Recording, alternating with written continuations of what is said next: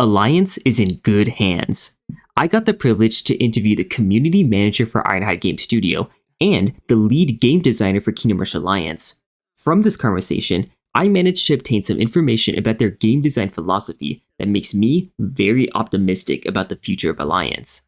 I made sure to ask them the questions that I cared the most about getting an answer to, and that I knew would realistically get answers. That's why I didn't bother asking them stuff like what Ironhide has planned for the future, what they think of modding, or anything else that would have a corporate conflict. Instead, I focused on the philosophy of the game design, because I wanted to be able to bring home some good news to all the people who are concerned about the quality of Alliance.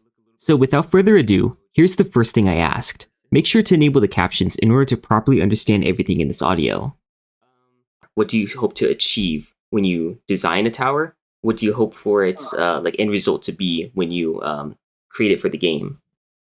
Yeah, well, first of all, we want players to have fun, right? So Mhm. we always put that first, right? Which concepts sound cool and feel fun to use. But we want for each tower to feel somewhat unique, even if they share the same role, like like marksman and barracks and meshing towers and things like that. Mhm. So even if they are the same, we want them to fill a different role or a different niche. Um, but that's for the mechanical part of the towers. On the Mhm. design side, we want to use this as an opportunity to see different characters or different factions in a new light, right? Like, for example, we have assassins from frontiers working as a marksman tower in the form of the Doom Sentinels, for example. Mhm. Or, for example, having a hero based around the Dark Knights that those were barracks, and now it's a hero that is Raven, right? Before continuing, I have to interrupt Juan's sultry voice in order to point a few things out.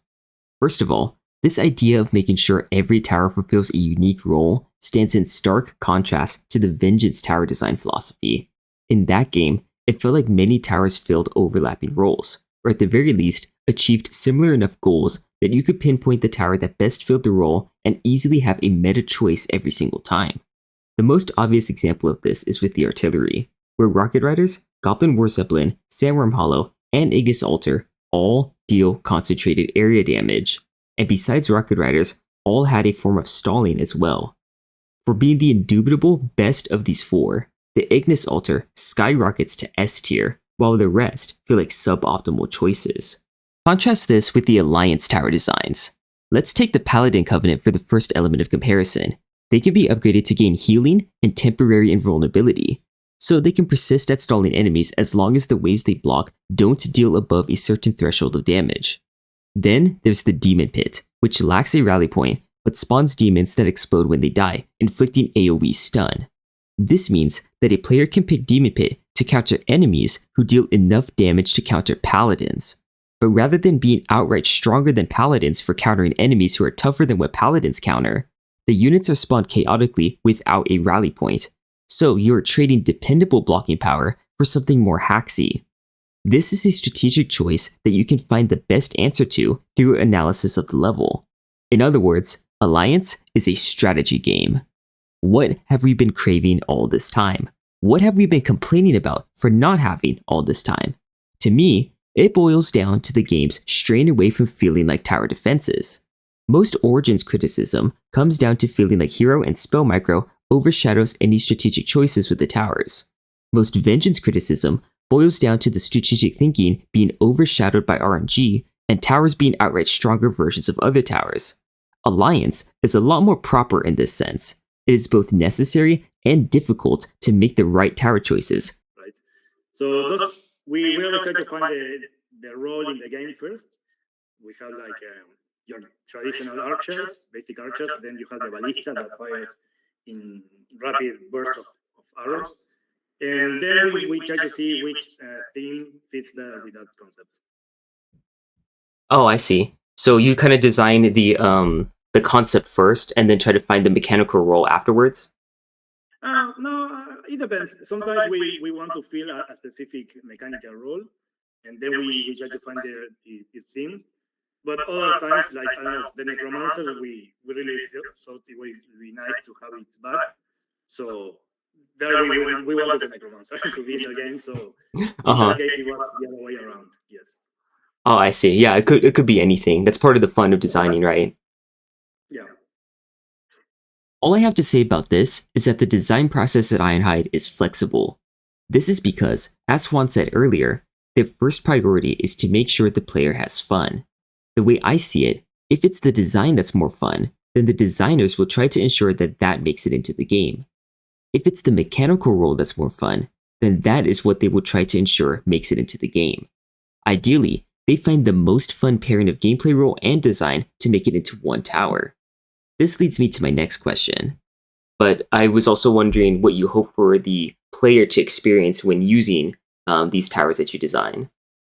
Oh well, no. I mean, yeah, it's similar, but respecting the players, we want them to be able to combine them in different ways.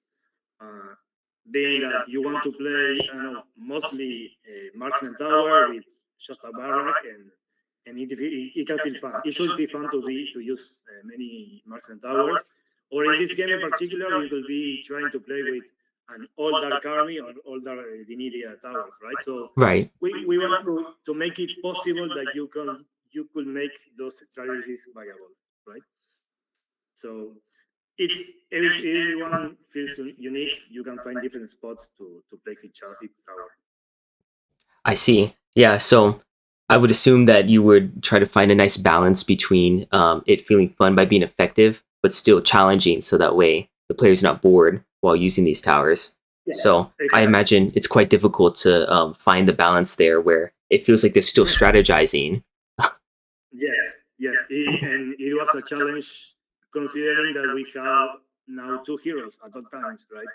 So Mhm. the balance guidelines that we used in previous games doesn't quite fit right now because you have two very powerful units at all times.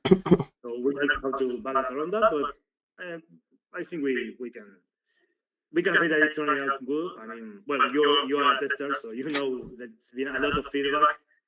I've read like I don't know 3 pages of your feedback in different points, but we are still working on it. So yeah. Well, that's a very natural segue because the next question that I wanted to ask was regarding the heroes and what your goals are for the designs of those guys and for the player's experience when using the heroes. Oh, okay. Yeah. Uh, we wanted to make to add this mechanic because it was like a way to advance the hero system.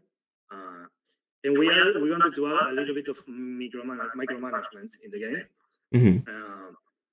Um, because we have like a really big changes in the tower department in the previous inventions, but now we wanted to pay some attention to the unit side. So yeah, I mean we wanted to make heroes that felt again very different from each other, uh, even in more basic levels, like right, like you have like a very powerful ranged hero like an arrow that is very slow, or even Torres that is good at stalling, but it moves really slow across the map. But you could combine it with a really agile and versatile heroes like Niru, Serien, and things like that. So that's the main objective. I mean, if you want to play with two slow heroes, you can also do that. You can leave them protecting each of the exits, and you can forget about them maybe.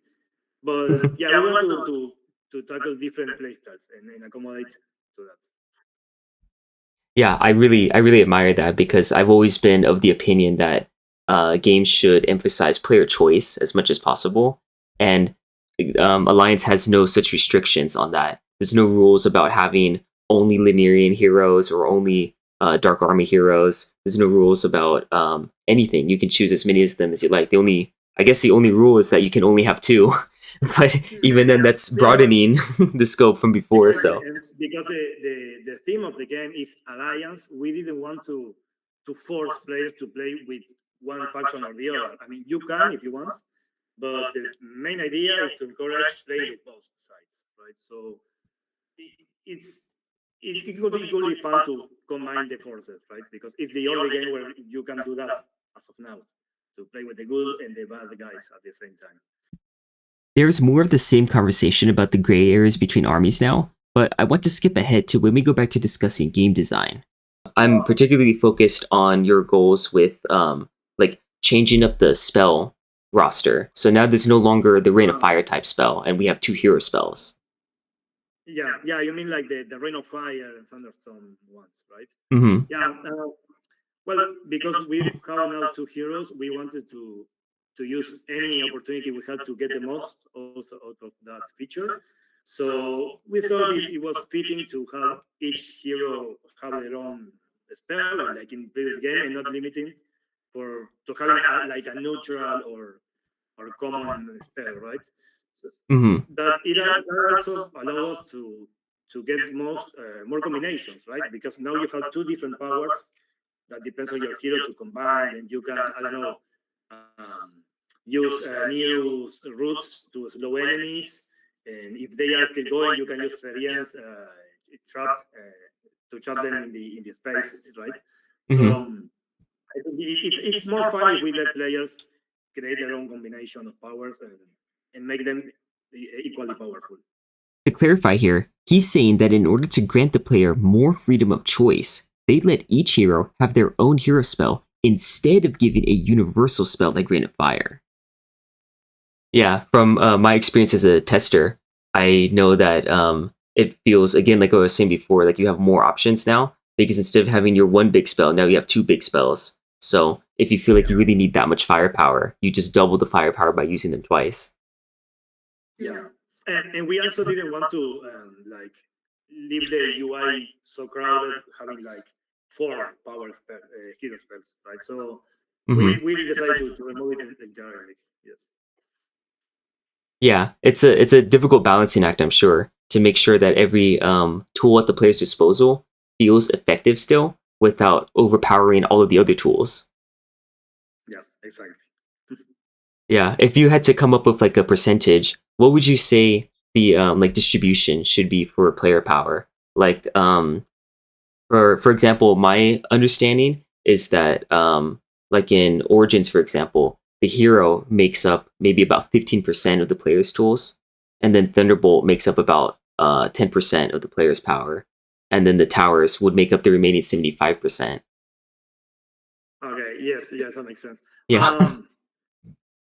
Well, I never put it in numbers like that, but yeah, I mean, because we are removing the player power like Rain of Fire, we kind of balance the hero spells around having that same amount of power. So I think in those terms, it must be pretty similar to the previous games because we removed a very powerful spell with another very powerful tool that, yes, it depends on the heroes, but in terms of raw power or at least utility, right? Because some are not very damage oriented, Hmm. as you may know. Um, but it shouldn't alter those numbers that much. Uh, I think our power might be a little bit on the weaker side because they have we have 2 heroes and that gives a lot of power to the player, and our heroes are a bit weaker than heroes in other Kingdom Rush games. So yeah, it's related to that, but it shouldn't be that much of a difference. Not only is this even more evidence that Alliance is addressing the concern that towers were taking a backseat to the other elements of the player's arsenal, but it also shows that the developer has a priority that I agree with wholeheartedly, which is player choice. Your arsenal is as customizable as possible because you get to match the power of Rain of Fire with any 2 hero spells of choice. One of the most important things to me in a video game is to have freedom, because it makes your choices feel a lot more meaningful when you can have many other valid choices. You should always have enough areas in which you can make a choice that you can make a solid argument as to why your combination is the best one for you. Alliance is the Ironhide game that does this the best, as you have the tower slots, 2 heroes and thus 2 hero spells, reinforcements, and some army type interactions that will be more apparent when the game releases. It's the most customizable that Kingdom Rush has ever been. Would you guys have any advice that you would give to fans that maybe want to get into the game design industry? Wow, that's a really nice question. First of all, I know we have a lot of very talented followers. I mean, we Mm-hmm. saw in the art live stream the Right? contest with yes, Uh-huh. not only skill in terms of art and design, but also those those artists that designed the entire hero, right? Like its skills and even their numbers, their damages and things like that. It's really fun. It's really good to see people having fun with thinking of those ideas. Mm-hmm. Um, but yeah, it's a really interesting question. I mean, I'm speaking for myself here. I'm very self-taught, right? I didn't have a career in game design or anything, so I can speak what worked for me. That it's studying. You have to study a lot, Mm-hmm. but not only reading about books. There's a lot of great material out there. That I'm really happy to answer. If someone has any question, you can write to Octarina and she will let me know the questions. There are a ton of really useful books that can help you not only things about games, but games as an experience, right? Like Mm-hmm. not only in terms of mechanics, but and balance and things like that, but what you want to give players.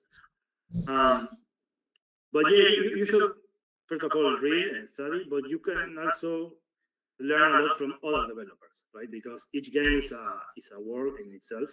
So you can see developers who struggled with different kind of things. You can see like the GDC talks and things like that, and learn from their experience too. Because I think there's no more better teacher of game design than experience, right? And trying Yeah. things out and hear what other developers have to say.